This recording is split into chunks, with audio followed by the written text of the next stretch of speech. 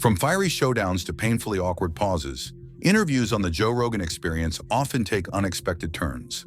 Like the time Joe found himself at odds with political commentator Candace Owens. Do you care about the environment? Like, what do you... No, not even a little bit. Like, not even a little bit? No. Okay, let me clarify this. I don't throw trash on the ground. Like, okay. I'm not saying like we need to trash the environment. Like, but do I believe in climate change? No. Joe pushed back on her claims, highlighting the complexity of the issue and challenging Candace's expertise. Tensions escalated when Jamie Vernon, the podcast producer, cited an article to back up Joe's argument. In 2014, the vast majority, 87% of scientists, said that human activity is driving global warming, yet only half the American public ascribe to that view. So yeah, I don't believe this at all, just so you know. You can pull that up too, like scientists who look up the opposite.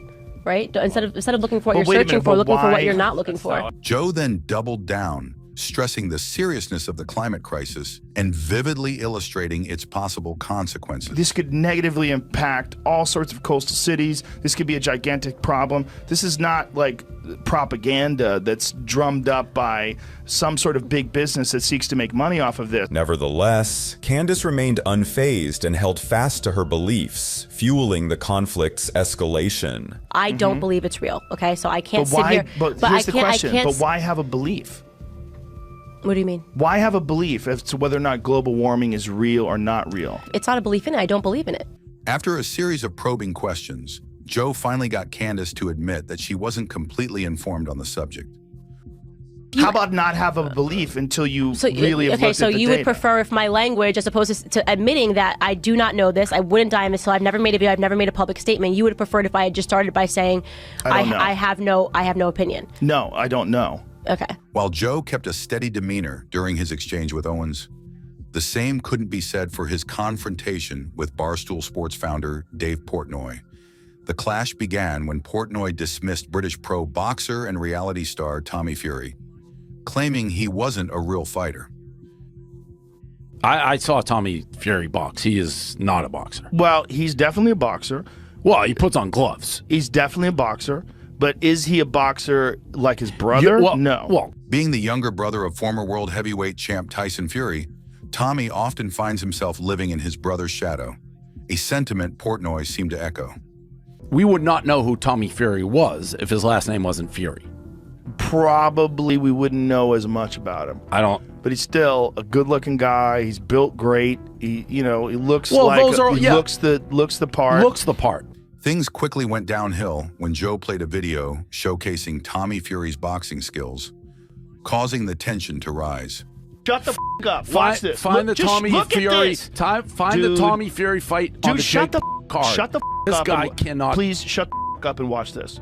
Watch what he's doing. This motherfucker is 100% a boxer. Can you find me the record of Volkanovski? Watch this. Stop. Watch this. Watch this. Look at this. You're out of your mind if you don't. Look at this. Look at that right hand. That was in slow motion. No, it's not in slow motion. I think you slowed that down. No. If you don't think so, you're just being a hater. But nothing tops the discomfort of Joe arguing with his longtime friend Eddie Bravo, who passionately defends his belief that the Earth is flat.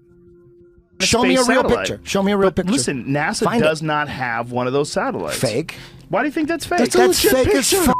Why does it look fake as fuck? It looks like something you'd see in a movie. That's because when they do it in a movie, they try to make it look like this, which is what looks real. If that's real to you, man. You don't think it's real? They faked 6 moon landings. Stop saying that because it's irrelevant. Why would it be fake? It's propaganda, man. Eddie kicked off the heated exchange by boldly claiming that all images of a round Earth are fabricated. Joe, unfazed, demanded to see a real picture of a flat Earth, turning the discussion into a battle of convictions. Is there a photo of this flat Earth? No, like I just said again. That's what I asked. There's no photo of the flat Earth from space. There's no photo of the round Earth from space. That's not true. That's not true. It's all fake. No, why do you say they're fake, though? They look fake. They look CGI. But you're not an expert in imagery. Feeling cornered, Eddie responded with a shocking claim, saying that Joe's sources were allegedly paid off to support the mainstream narrative. Hey, where did you get this information? Jamie. Where'd you get it?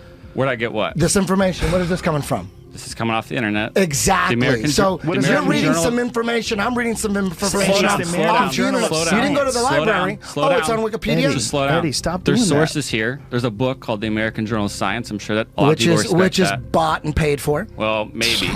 It is. It's bought and paid for. It's part of that. Here's the thing, Eddie. It's why? like the Washington Post. Eddie, why would anybody be paying money for people to lie about the world spinning? Eddie went on to fiercely reject the idea that Earth spins, insisting there's no definitive evidence to prove such a thing. Eddie, people have known it's spinning forever. That's how the seasons Gravity, work. baby. That's how you see the sun. We spin around. That's why it makes explain this eclipses. to me. That's why you can True. track time zones. That's why you can put a piece of stick in the ground. You're saying all the correct. It acts as a sundial. With the exchange that lasted 40 minutes, the tensions finally grew until Joe reached his melting point. I used to say the same Eddie, stuff. you're talking about the I Earth being said this- flat. I'm Thousands of saying the scientists same have thing. looked into it. You think they're all wrong? That's so insane. You haven't looked into it. I have. No, you have. Oh my God. How could I not have? You don't think I have? I'm watching you go down the rabbit hole. You don't think I've tried to pay attention to what the these people are talking about? It doesn't work. I don't think so. Eddie, there's websites dedicated to debunking it. There's so many people working on these things, Eddie. The idea that they're all in on some sort of a giant global lie is insane. Still, Joe isn't always fully dialed in to what his guests are saying. This became clear in episode 607, where he unintentionally brushed off kickboxer Joe Schilling's vulnerable account of his life traumas. It was a really tough fight for me too. You know, it was a really bad camp. It was probably the worst camp of my career. My dad had passed away like 3 weeks before the fight, and like 2 or 3 days after that, Why does that look so shitty, Jamie? my cousin passed away. So it was Boom! Comedian Shane Gillis would also learn firsthand how quickly things can get awkward on the Joe Rogan Experience. If I get fired here, whatever, I'll just go do Joe Rogan next week and I'll be fine. Anyway, I thought that was funny. No? What?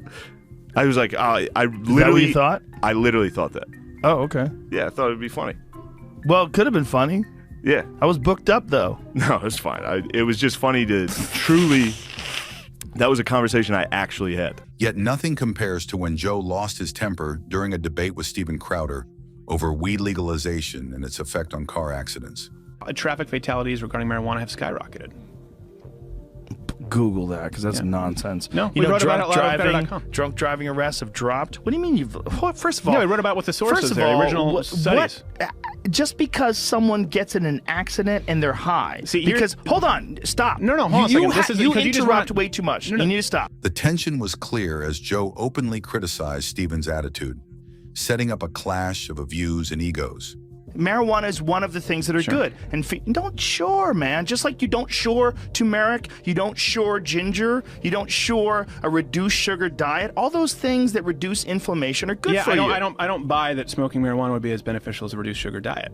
And my point is that people you get might so be- offended you by might me be saying correct. that and saying, but if you want to smoke, go ahead. You might be correct, Shouldn't be but offensive. it doesn't matter because it's not a contest to see what's the most beneficial. Things escalated further when Joe cited a study, only for the discussion to spiral into personal jabs instead of reasoned argument.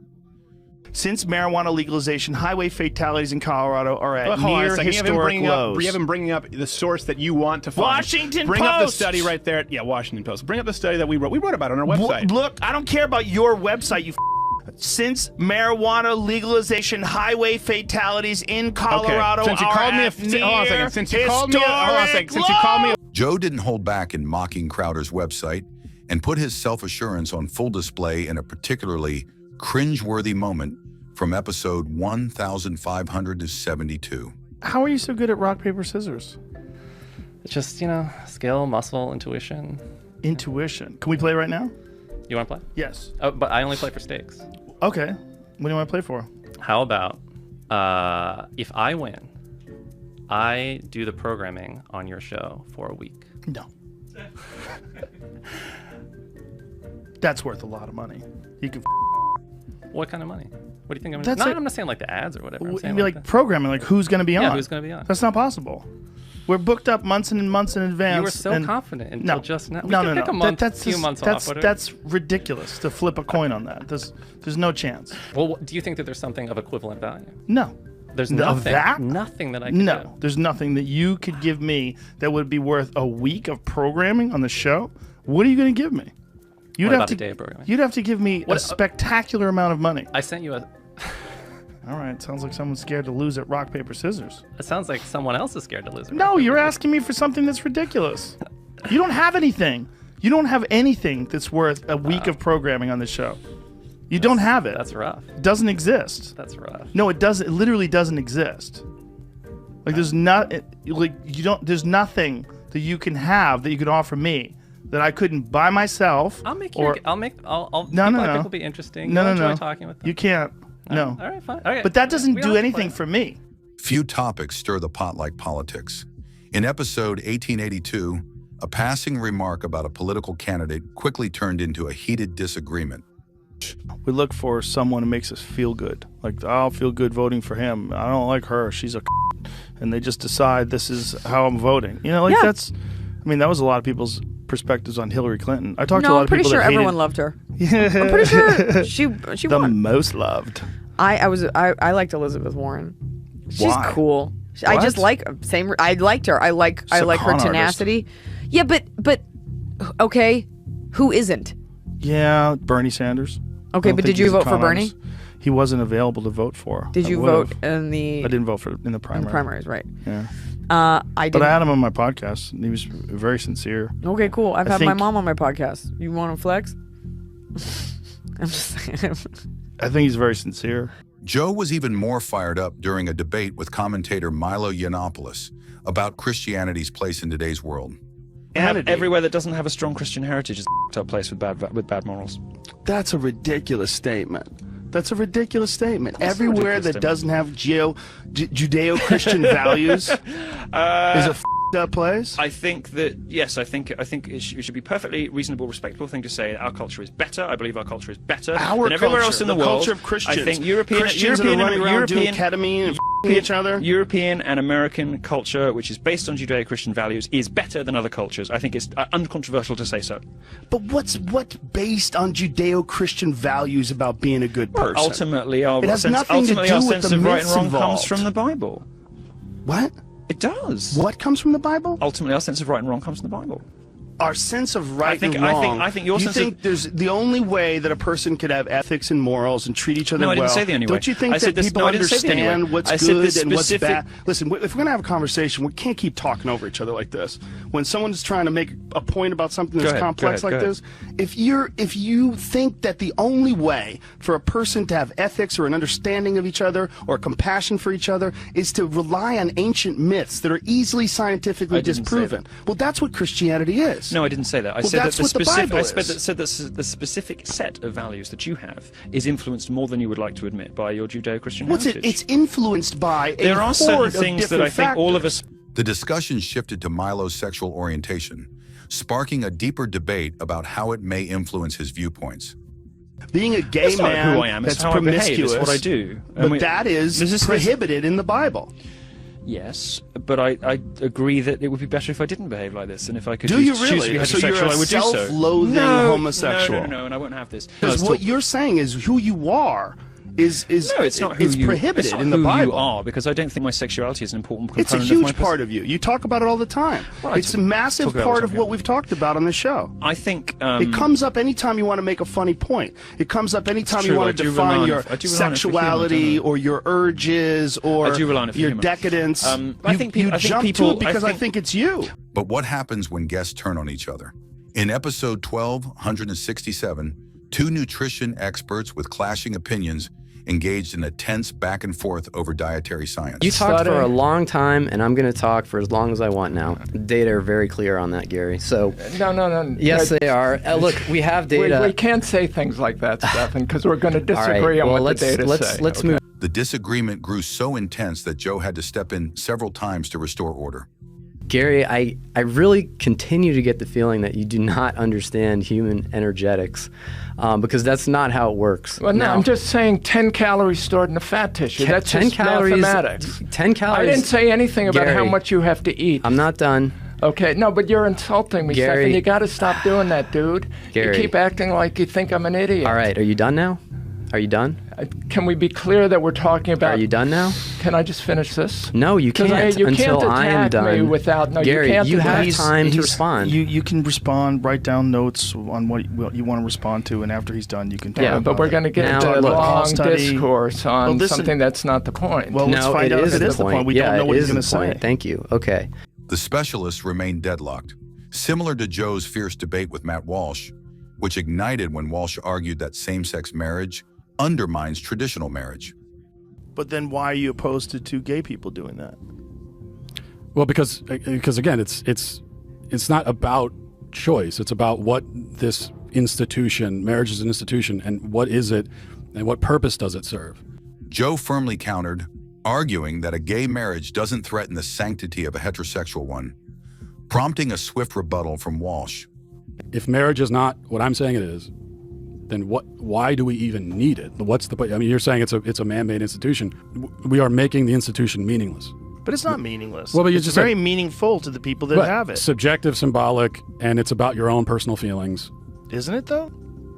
Well, no, I would say that it's not. Well, if it's not subjective and it's not symbolic, it codifies and protects and gives a name to a thing that actually exists, which are man, woman couples creating people, creating babies. When Walsh boldly asserted that marriage is about a man and woman raising children, Joe's reaction was immediate. If marriage is only for procreation and to bond a family together, what about people that are deeply in love that never want to have children? I don't think it's not only procreation, but that is one of the fundamental definitional aspects of it. Joe's clash with Adam Conover was even more intense, sparked by a disagreement over transgender athletes in sports. Sports with trans athletes who are, competing with with their gender, right? That is a sporting world that I'm more interested in. That's my point of view. My point of view is that, so if you're a woman and you're a natural woman and you don't take any extra hormones or male hormones, you're not taking steroids or any sort of performance-enhancing drugs, you're doing your very best to compete and you're at the top of the heap. But then someone comes along that was a man for 30 years and decides that they're going to be a woman, and this has happened, and literally transitioned a few months ago, and competes as a woman and destroys records and dominates you in that sport. That's bullshit. And that's not competing on a level playing field. Is as much cheating as taking steroids when the other person doesn't, or taking performance enhancing drugs when the other person doesn't. Well, I disagree, and what do you disagree about? I've already, my main point being the one that I already made, right? That I don't think that there is such a thing as a perfectly level playing field. I think we decide what kind of playing field we want to have. Sure, but we do make the distinction where we don't allow men to compete in women's divisions. And I think that distinction may be breaking down a bit, right? And I think it may be time to break down that distinction a little bit. So you think that males should be able to compete in the women's division of weightlifting? No, I don't necessarily. But they can if they transition. Well, first of all, there's a lot of stuff to break down. As emotions surged, the discussion moved to the sensitive topic of transgender youth. If you're shooting hormones into a child and you're affecting the child's development, you're saying that's not a choice. That's nonsense. Of course it's a choice. You're choosing to chemically change this child's body. But things soon took an odd turn as they began debating whether alpha males even exist. Right? It's not scientific, but it is true that women are hardwired to be attracted to confident, athletic men. I don't know if I agree with that. But really? Yeah. But if you ask girls, what are you into? And you say, are you into tall, muscular, confident men who are also nice to you? Jesus Christ, it's going to be off the charts. It's going to be like most of them. I'm really not sure that's the case. What happens when a guest shares something serious, only for Joe to laugh? That awkward scenario played out during his chat with Mike Tyson, when Joe misread one of Tyson's sincere remarks as a joke. I did that video and I was in bed for a week. That was 30 seconds and I was in bed for a week. And it's not funny because it made me realize that this is big boy, okay? Big boy. This big boy was there out. It is right there. Yeah, that wasn't really cool. Just as Tyson called Joe out on his reaction, the air grew thick with tension once more, which led to, you guessed it, Yet another long, uncomfortable silence. What does it mean when fighting gets you erect? What does that mean? It's a good question. It's orgasmic sometimes. But saying that it gets you orgasmic, that's a strange thing to say. Well, that's just what I want. I wanted to find out because you're really bright, and I thought you would figure it. No, I'm being very serious. No, I know. I know you're being serious, but I mean, no one will understand that other than you. Listen, Alexander the Great was 32 and he conquered the known world. Yeah. In 10 years. And so thinking about that as a young man. Absolutely. And speaking of awkward silences, few moments compare to the discomfort between Joe and Jordan Peterson, as their conversation went so off track that they completely forgot the original question. You know, you can say, well, yeah, I've got all these flaws, but look at what I'm trying to do. Right. That's the real ground of self-respect. Well,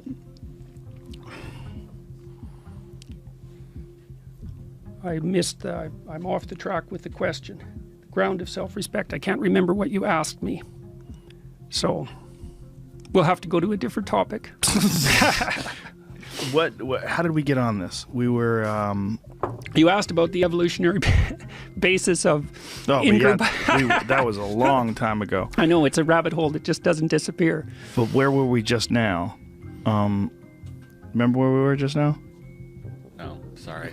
I'm distracted by something else that's happening right now. Oh, I know. We were talking about men.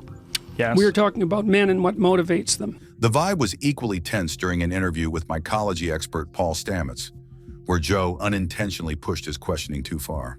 What are the negative benefit or the negative effects of this? This is an explosive area of conversation, and that puts my life in danger. So I reserve the right not to answer your question. Whoa. I didn't expect that. It puts your life in danger talking about portobello mushrooms? He's looking at me silently. I will respectfully move on. Thank you.